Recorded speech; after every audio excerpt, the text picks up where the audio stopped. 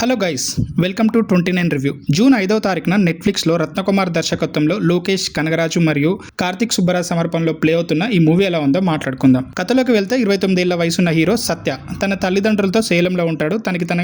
తన గుర్తింపు ఏంటని ఒక తెగ మదన పడుతుంటాడు. ఊర్లోనే ఉంటే తనకి రకరకాల ఐడెంటిటీస్ని అంటగడుతున్నారని చెప్పి అసలు తన ఐడెంటిటీ ఏంటి అని ఒక కన్ఫ్యూజన్లో ఉండగానే చెన్నైకి జాబ్ చేయడానికి వెళ్తాడు. అక్కడ జాబ్ చేసే చోట 21 ఏళ్ల వయసున్న విజ్జీతో ప్రేమలో పడతాడు. విజ్జీకి ఐఏఎస్ అవ్వాలని కల. ఇలా వీళ్ళిద్దరి ప్రేమ చివరికి ఏమైంది, లాస్ట్ కి మన హీరో తన ఐడెంటిటీని తెలుసుకున్నాడా లేదా అనేది కథ. ఇంకా కథనంలో వెళ్తే మాత్రం చాలా వరకు చాలా స్లోగా నడుస్తుంటది. కథ ఎటు వెళ్తుందో కూడా కొద్దిసేపు అర్థం కాదు, కొద్దిసేపు ఏంది చాలాసేపు అర్థం కాదు. అలాగే హీరో హీరోయిన్ మధ్యలో లవ్ ట్రాక్ సీన్స్ కానీ, ఫ్రెండ్షిప్ సీన్స్ కానీ, కామెడీ సీన్స్ కానీ అంత ఫ్రెష్ ఫీలింగ్ కి కానీ అంత అద్భుతంగా కానీ ఏం ఉండవు. సినిమా ఓపెనింగ్ లో హీరో ఐడెంటిటీ కోసం తపన పడుతున్నారని చెప్తుంటాడు. అంటే అది చాలా పెద్ద క్వశ్చన్.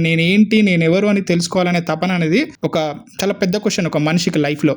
అలాంటి క్యారెక్టర్ చెన్నైలోకి వెళ్ళగానే అన్ని వదిలేసి అమ్మాయి వెంట పడుతుంటాడు. అంటే ఓపెనింగ్ సీన్ లోనే అమ్మాయి చెన్నైకి వెళ్ళగానే కనబడ్డది కాబట్టి లవ్ లో పడ్డాడు అని అనుకోవాలన్నా, ఒక వ్యక్తికి ఒక లైఫ్ లో నేను ఏంటి అనే క్వశ్చన్ వచ్చినప్పుడు దానికోసం ఏదైనా ప్రయత్నం చేయాలి కదా. అవి చేస్తున్నప్పుడు ఒక అందమైన అమ్మాయి కనబడ్డప్పుడు తన గోల్ షిఫ్ట్ అయ్యి అమ్మాయి వైపు వెళ్ళినట్టు చూపెట్టినా బాగుండేది. ఆ తర్వాత ఆ అమ్మాయి గిల్టీ ఫీల్ అయ్యి వీడు నా వల్లనే సంకనాకపోతున్నాడు అనుకోనో, లేకపోతే ఇలా ఏదేదో ఒక ట్రాక్ ఉన్న ఒక లా ఉంటుంది. అలాంటిది ఏమి ఉండదు. సో సినిమా స్టార్టింగ్లో అంత సీరియస్గా ఒక మనిషి తను ఏంటి అని మాట్లాడడం మొదలెట్టి మళ్ళీ 29 ఇయర్స్ వచ్చినాయి, నా దగ్గర ఒక అమ్మాయి కూడా లేదు, నన్ను ఎవరు ప్రేమిస్తారు, ఈ రెండు క్యారెక్టర్ ఈ ఒక దగ్గర ఎలా అనేది నాకు అర్థం కాలేదు అన్నట్టు. ఇప్పుడు నేనేంటి అని తెలుసుకోవడం అంటే ఆన్సర్ అమ్మాయి దగ్గరికి వెళ్ళడమా, నాకు ఐ డోంట్ నో. అదే తెలుసుకోవడానికి అమ్మాయి దగ్గరికి వెళ్తే నేనేంటో తెలుస్తుందా అంటే ఇప్పుడున్న యూత్ కాబట్టి ఇలా ఉంటారని చెప్పాలనుకున్నాడా డైరెక్టర్ అనేది ఐ డోంట్ నో. అండ్ సినిమాలో హీరోయిన్కి ఏం కావాలో తనకే క్లారిటీ ఉండదు. మేబీ వాళ్ళు రాయడం ఎలా రాశారో, మేబీ తన ఏజ్ 21 అవ్వడం వల్ల తను అలా బిహేవ్ చేస్తే అర్థం కాదు. అందరి ముందు ముద్దు పెట్టుకొని నేను హీరోని ప్రేమిస్తున్నా అని చెప్తుంది. కట్ చేస్తే నువ్వు ఎప్పుడు నా చుట్టే తిరుగుతావా, నువ్వు నా నుంచి ఏదో ఆశిస్తున్నావు అన్నట్టు మాట్లాడుతుంటది. అసలు వాళ్ళిద్దరి మధ్యలో రాసుకున్న గొడవ సీన్లు కూడా అసలు కన్విన్సింగ్ అనిపించవు.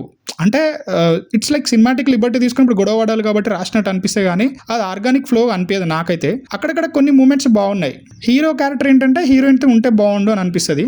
హీరోయిన్కి ఏంటంటే నువ్వు నా దగ్గర ఏదో ఆశిస్తున్నావు అని మాట్లాడుతుంది. అది కూడా అసలు అట్లా ఎందుకు బిహేవ్ చేస్తుంది, అలా ఎందుకు అనుకుంటుంది తను అనే దానికి కూడా ఒక సరైన రీజనింగ్ ఉండదు. మనం చూడాలి అంతే. అండ్ చాలా వరకు చాలా చాలా చాలా చాలా డెడ్ స్లో ఈ మూవీ. అంటే బుకే చూస్తున్నాం అన్నట్టే ఉంటుంది తప్ప ఏం అద్భుతంగా ఉండదు.